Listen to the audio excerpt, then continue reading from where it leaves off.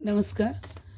नागरिकशास्त्र या विषयात 5 प्रश्न येणार आहेत तुम्हाला आणि ते 5 प्रश्न सोडवण्यासाठी पैकी मार्क पडण्यासाठी हा व्हिडिओ नक्की तुम्हाला मदत करेल. पहा, भारतीय संसद हे दुसरं प्रकरण आहे नागरिकशास्त्राचं, ज्यातल्या विचारल्या जाणाऱ्या काही 5-10 प्रश्नांची चर्चा आपण इथं करणार आहोत. तर पहिला प्रश्न याच्यावर विचारला जाऊ शकतो 1 नंबरचा. पहा, संसदेची निर्मिती कोणी केली? संसदेची निर्मिती कोणी केली असा प्रश्न आहे. पहा, म्हणजे संसद जी आहे त्याची निर्मिती कोणी केलेली आहे? खूप वेळा आलेला प्रश्न आहे. संसदेची निर्मिती कोणी केली? आणि 4 पर्याय येतात.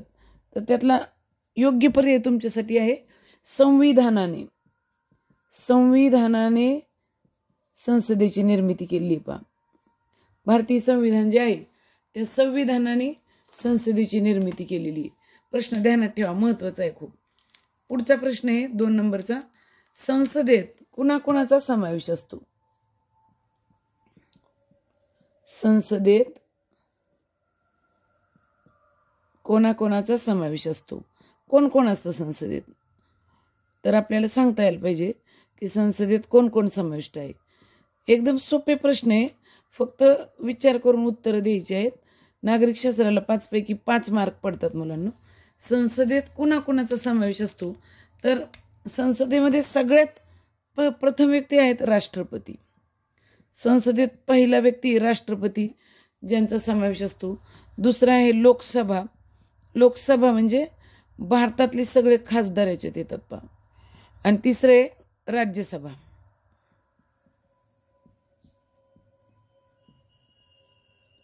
राज्यसभा म्हणजे सगळे आमदार येतील. आता खासदार, आमदार आणि राष्ट्रपती यांचा समावेश होतो. अर्थात लोकसभेमध्येच पंतप्रधान समाविष्ट आहेत, याच्यात मुख्यमंत्री समाविष्ट आहेत.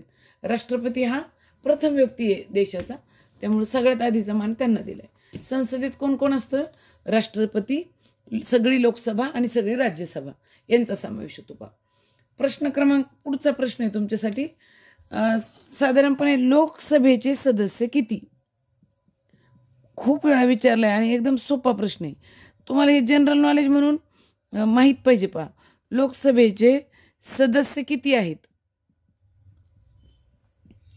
लोकसभामध्ये आता मध्ये झाली होती. पहा, लोकसभा म्हणजे आपण जिल्हा पातळीवर एक खासदार निवडून देतो आणि तो लोकसभेला जातो. तर लोकसभेचे सदस्य किती आहेत? साधारण लोकसभेचे सदस्य 552 आहेत. पहा, किती सदस्य आहेत लोकसभेत? 552 सदस्य आहेत लोकसभेत. वाक्य नीट ध्यानात ठेवा, लोकसभेत 552 सदस्य आहेत. आता लोकसभा ही देशासाठी मुलांना, आपण महाराष्ट्रात मोडतो. मग या लोकसभेमध्ये महाराष्ट्रातले किती जागा आहेत नेमक्या लोकसभेच्या, किंवा लोकसभेत महाराष्ट्रातले किती खासदार आहेत, म्हणजे महाराष्ट्राच्या जागा किती? या आपल्या राज्यातून किती खासदार जातात लोकसभेत? किती जागा आहेत बरं महाराष्ट्रासाठी लोकसभेत राखून ठेवलेल्या? हे तुम्हाला येणं अपेक्षित आहे. आणि आपल्याकडं साधारण 48 खासदार आहेत. पहा, 48 महाराष्ट्रातले 48 व्यक्ती तिथं आहेत, ज्यांना आपण खासदार असं म्हणतो.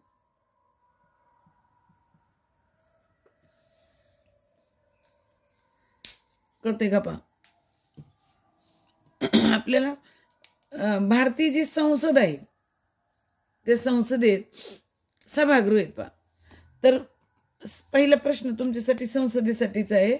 भारतीय संसदेचे वरिष्ठ सभागृह कोणते? आलेला प्रश्न आहे. भारतीय संसदेचे वरिष्ठ सभागृह कोणते? तर एकदम सोपं आहे. पहा, वरिष्ठ सभागृह कोणते हे तुम्हाला सांगायचंय. संसदेचं वरिष्ठ सभागृह कोणते? तर भारतीय संसदेत सगळ्यात वरिष्ठ सभागृह कोणतं आहे? तर त्याचं नाव आहे राज्यसभा.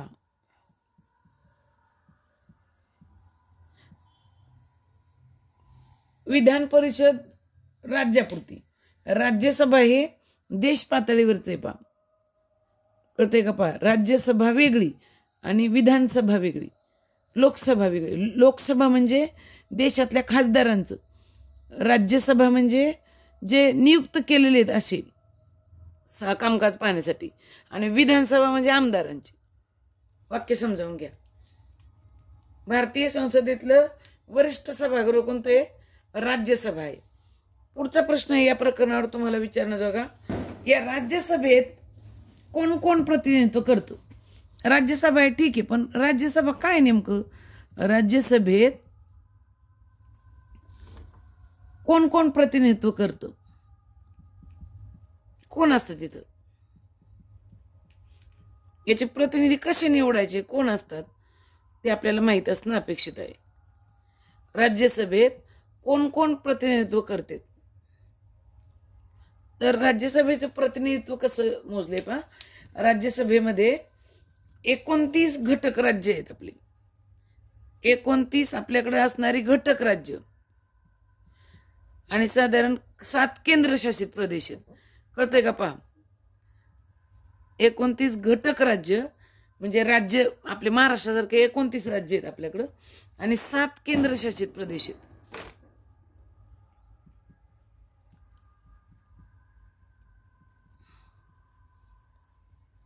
हे केंद्रशासित प्रदेश पण माहीत पाहिजे तुम्हाला, कोणकोणते केंद्रशासित प्रदेश आहेत.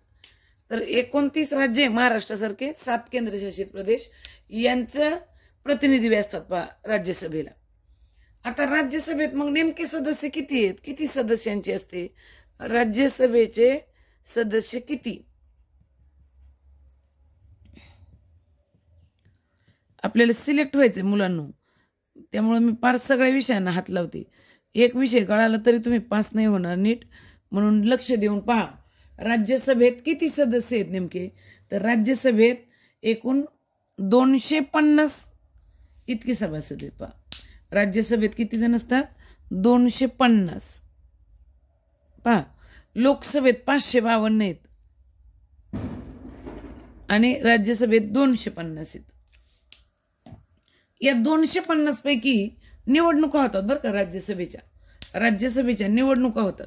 मग यातले निवडून येणारे किती आहेत नेमके? या राज्यसभेत निवडून येणारे किती नेमके, म्हणजे इलेक्शन करून निवडून येणारे सभासद किती? म्हणजे सगळ्यांना निवडून यावं लागतं असं नाही, काहींची नियुक्ती केली जाते. मग नेमके निवडून किती सभासद येतात? तर निवडून येणारे सभासद आहेत 250 पैकी 238, म्हणजे 12 सभासद निवडीचा अधिकार आहे. 12 सभासद बिन इलेक्शन करता निवडून दिले जातात आणि 238ला मात्र निवडून यावं लागतं. मग हे उरलेले 12 जे आहेत, उरलेले 12 सभासद ते नेमके कुठून येतात बरं? तर मग उरलेले 12 सभासदांपैकी आपण पाहूया. जे राज्यसभेत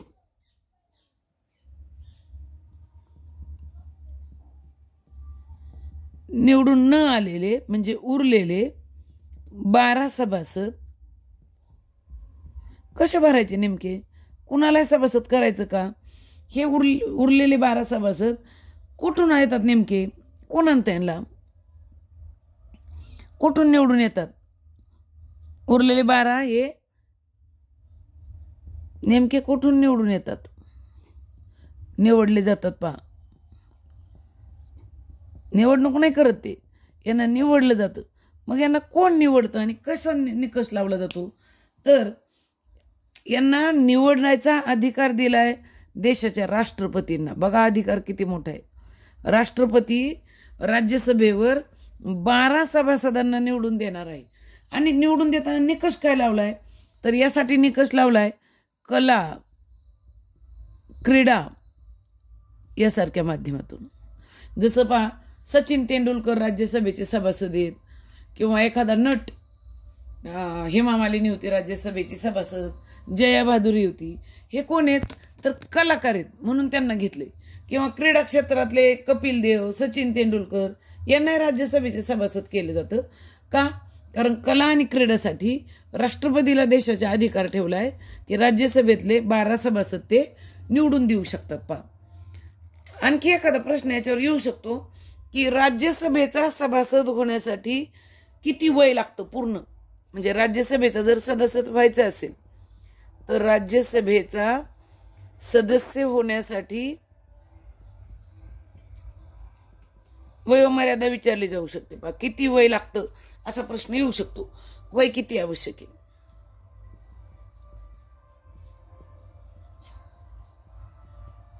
म्हणजे वयोमर्यादा सांगा असा प्रश्न आहे. जर राज्यसभेत सभासद म्हणून जायचं असेल, सदस्य म्हणून जायचं असेल, तर त्याचं वय किती असावं? तर राज्यसभेचा सदस्य होण्यासाठी तो अटी दिलेल्या आहेत पहा. त्याचं वय पाहिजे 30 वर्ष पूर्ण, 30 वर्ष पूर्ण झालेला पाहिजे. आणि दुसरी अट दिली की तो भारतीय पाहिजे. भारताबाहेरचा कला क्रीडा खेळा यातला व्यक्ती राष्ट्रपतीला घेता येत नाही. इंडियन पाहिजे. भारतीय असणारा 30 वर्ष पूर्ण केलेला व्यक्ती राज्यसभेचा सदस्य होऊ शकतो. या 12तच नाही तर 250 पैकी सगळ्यांना अट येते पहा. आता 6 वर्षाचा काळ पूर्ण केलेले सदस्य किती वर्षांनी निवृत्त होतात हा आलेला प्रश्न आहे. अजून एक म्हणजे 6 वर्षाचा कार्यकाल असतो राज्यसभेचा. हा 6 वर्षाचा कार्यकाल जो आहे हा काळ पूर्ण केला एखाद्यानं,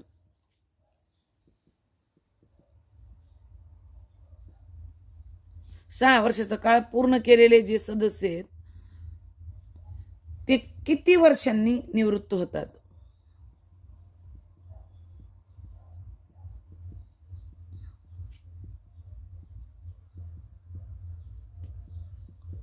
राज्यसभेचा कार्यकाल दिला इथं 6 वर्ष.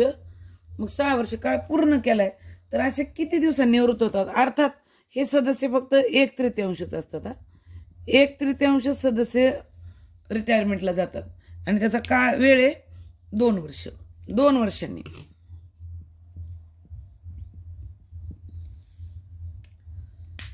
पहा 1/3 सदस्य दर 2 वर्षांनी रिटायर होतात, बाहेर निघतात.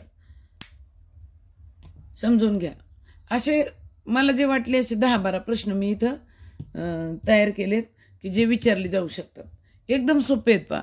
संसद जी आहे तिच्यावर, भारतीय संसदेवर प्रश्न आहे. संविधानानं याची निर्मिती केली. राष्ट्रपती, लोकसभा आणि राज्यसभा यांचा समावेश असतो. म्हणजे इथं देश पातळीवरचं हे सगळं. लोकसभेत 552 सभासद असून लोकसभेत महाराष्ट्राच्या 48 खासदारांची जागा आहे. भारतीय संसदेचे वरिष्ठ सभागृह राज्यसभा म्हणून ओळखलं जातं. आणि राज्यसभेमध्ये 29 घटक राज्य आणि 7 केंद्रशासित प्रदेशातले मिळून 250 सदस्य असतात, ज्यापैकी 238 सदस्य हे इलेक्शन करून निवडून येणारे असतात. तर 12 सदस्य निवडीचा अधिकार देशाच्या राष्ट्रपतींना कला आणि क्रीडा या क्षेत्रातून असतो. 30 वर्ष पूर्ण झालेला भारतीय राज्यसभेचा सदस्य होऊ शकतो आणि 6 वर्षाचा काळ पूर्ण केलेल्या 1/3 सदस्यांना 2 वर्षांनी निवृत्त व्हावं लागतं.